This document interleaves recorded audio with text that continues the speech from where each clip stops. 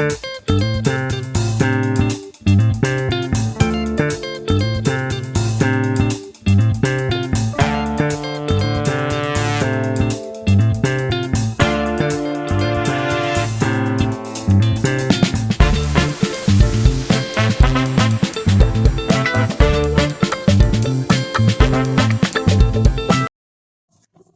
is Saheed in Nigeria, and here's my perspective. Welcome once again to my channel, and it's nice to be here. And after the match that the Super Eagles played against South Africa, for the average fan, it's something that could get some people annoyed. But on the other side, I believe if you're like somebody who is a mature football watcher, you can most likely take it in two ways. It is either you say, "Oh, this is not cool. This is not supposed to happen," but you can also take it in the other way. Maybe there are some positives in the match to probably talk about, and there are aspects in which we can also improve and hope for better things. Really. Nigeria played South Africa in Nigeria, in Uyo, basically. That's in Akwa Ibom State in Uyo. That's where the match took place. It was a World Cup 2026 FIFA 2026 World Cup Qualifiers, and this is the third match of the day. I think you still have about 7 matches to come. We played our first game against Lesotho. It was 1-1 at home. We went to Zimbabwe. It was 1-1 again against Zimbabwe, which are oppositions that we should have won. We should have taken those matches, really, if you look at the difference in the team to us. So obviously we did not like that, but all that happened before the Nations Cup. So after having a serious top-notch Nations Cup to an extent, though we did not win, you expect that the way they will play against South Africa will be probably slightly different. And yes, the game against South Africa recently is a game of two halves. Yeah, you can make some bit of excuse. You can look for some bit of excuses here and there that maybe we do not have a complete team, so to speak.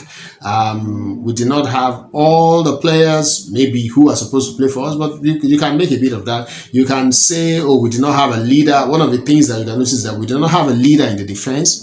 We don't have an Omeru, we don't have an Ekong, Trustekong, who is injured. So we do not have all that, especially in the defense and what have you. So we didn't have that. So we can effectively say there are certain players who are not particularly playing. But if you look at it, Nigeria is who Nigeria is.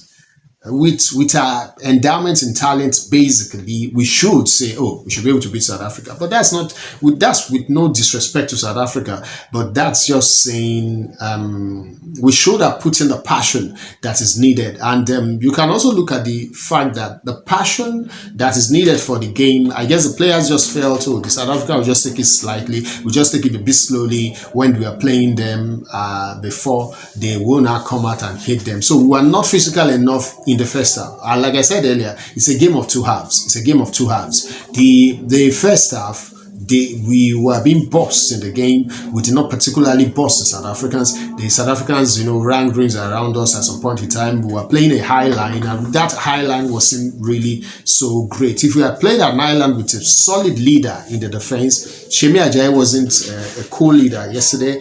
Taminu was new to the environment, to serious competitive. This is like the first serious competitive game that he's playing, so you can understand the situation. Bassi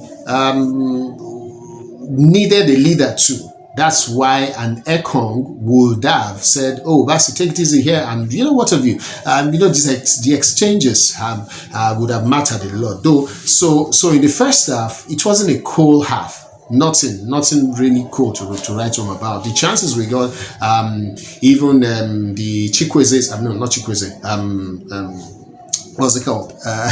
The UEFA Cup winner, look, Ademola Lookman. Ademola Lookman got starting chances, and I personally I feel he was a bit, selfish in some of these things. There were players making quick runs that he should have, sometimes make quick passes to. He didn't really do that much. So in that first half as well, dele-bashiru did not really show well at that point in time. And dele-bashiru too is a new player. He's a new player. So you can there are certain things that happened that you can say all that game, it is because we feature some new players in it, and it's a competitive game. Are they seriously played together? Maybe in a friendly or what have you, it would have been slightly different. But you see, the South Africans are like all of them play at home, and I think maybe a team. A club in South Africa probably have about 8 or 9 players in that team. So it's a team that is working perfectly. It's give it to them. We'll give it to South Africans. They did quite well. So but because we did not bust them in the first half, we fell back, and that's neither here nor there for me. For the coaching, will I say it was issue of a coaching? Okay, well, maybe to an extent, but you should, maybe a Nacho and here Nacho did not play well at all. And here Nacho, if you look at him now, he seems to be slightly unfit. And that's why he was not fast enough, quick off his mark. The type of passes he should have been given, and what have you, the position he was playing, he was not just quick off his mark. So he shouldn't have been started in the first place. So I think guys like here Nacho should be benched. I don't want to talk about a letdown that he is in terms of the talent that he carried and the talent we saw with him when he was at Manchester City and maybe later at Leicester City as well. Is slightly of a letdown, slightly. And sometimes people now call him senior man. Senior man for who? When senior man come? Anyway, we can leave that side. Just fun. So and I guess probably because we were calling him senior man, he seemed to be acting senior, but many a times his game on the pitch and how we handle responsibilities is not proving to the average fan or to everybody that truly is that senior man. A Lionel Messi at that age, as an example, was playing in a manner that even older players will respect him. But our senior man isn't playing that way.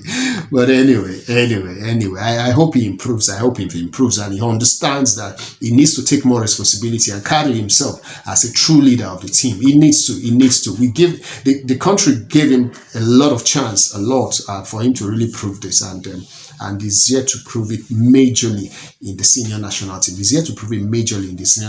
If you look at the whole thing, at the whole scope. But anyway, that's by the side. So for the second half, we looked at the second half, and you could see the fire that they came in with, and it was a different second half. It was a different half, and you could see that there was that drive. They wanted to score. Ademola Lookman was still making a bit of the mistake of not releasing the ball quick enough. But all that would have probably changed in training now towards the game against Benin Republic. I think Chikwueze coming in did quite well. The midfield. By the time dele-bashiru was taking off, the midfield necessarily was not totally leaky in the second half like it was in the first half. It wasn't leaky. It was, the players handled things better. Halassan coming in, he brought like slightly a bit of comfort into the middle, and then eventually we were getting some chances and probably creating it. And the chances that we got, on another day, we would have probably taken that. And we hit the post at some point in time. As for the goalkeeper, Nwabali did not do so badly, but it was only for him that ball that South Africa, that free kick that South Africa played in the first half that hits the pole. That was the only one that I felt his positioning was just a bit off. But in other play other situations, I think he did well, and there was a chance that was almost got into our net that Camino had to head away. So it was a different second half. It was a different second half, and they put in a bit of drive in the second half, which is quite encouraging, and that should encourage us that probably when they go into the next game against Benin Republic, they will actually be forceful. Off the mark in the first half. If you are forceful off the mark in the first half, South Africa wouldn't have dared in even probably scoring that goal. They probably wouldn't have dared that. But we gave them more confidence for them to be able to play us, and they did what they did. And they give it to them. They played well. South Africa played well. They did cool. They played well, so that should be said. But going forward, I think we need to get all our players in, and maybe the injury that we had to Boniface also affected us. Onuachu is not really the type of player that you need to play a forceful game. Onuachu is not the guy. So you want to get some headers in, and you are playing a slower game and putting a bit of crosses or create some level of chances that he can really take the chance and probably score. Yes, Onuachu may be your guy, but Anosime is a very explosive player. A Boniface is a very, very explosive player. Players like that, they can take players on, they can do dribbles. So that's part of what we need that we weren't doing and we couldn't do in that first game. And I hope that will change. I hope that will change in the game tomorrow against the Benin Republic. We are going to play them in Côte d'Ivoire. I hope that will change, and I believe if that changes, we should be all of fun. Winning that game will put us in about 6 points on the table. Whoever is going to play another game tomorrow will probably go like I think the highest anybody can go at the moment now, because the group is a bit tight. The highest anybody can go at the moment now is just about 8 points. So is it 8 points? No, not 8 points. Maybe about 4 points thereabout. 7 points thereabout. So if anybody wins, they go 7 points. If we could win tomorrow, we can still be on 6, and I hope we do. And then we can take other games, about 6 other games that remain from then on, and just go on with an attitude that you win every game. Pure and simple. It is Nigeria. We should be able to do that. And so we have the quality to do that. But we should be forceful in every single match. Don't take them lying down. Be forceful almost immediately. Explosive almost immediately. If you can do that, and I think as for the coaching, the Finidi George didn't do so badly.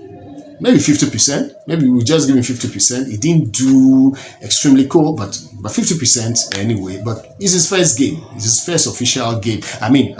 Competitive game, if you can put it that way. So if they talk to themselves and they can get back on, though after the game against Benin, the next game will be in March next year. So it's still a long time of friendlies and what have you. We probably would have been able to know the strength of his players better and all that. And we hope we wouldn't have injuries to players like Osimhen, to players like Victor Boniface and all of them. So if we have the full endowment of all our players, I think it should be different games that we'll be playing ahead now. So anyway, that's just my you can look at me as an average fan.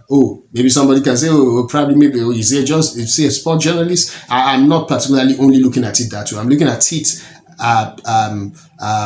as somebody who's mature enough in football. I've been watching football over the years for decades now, to be able to just say a few things about it and do understand the game. Maybe there are other people who probably understand this better than me, so we can also engage ourselves in the comment section. But I appreciate the engagement anyway ahead of time. So please like and subscribe, and also you can press the notification button, so anytime I post any other video, you guys can see it. I do appreciate this.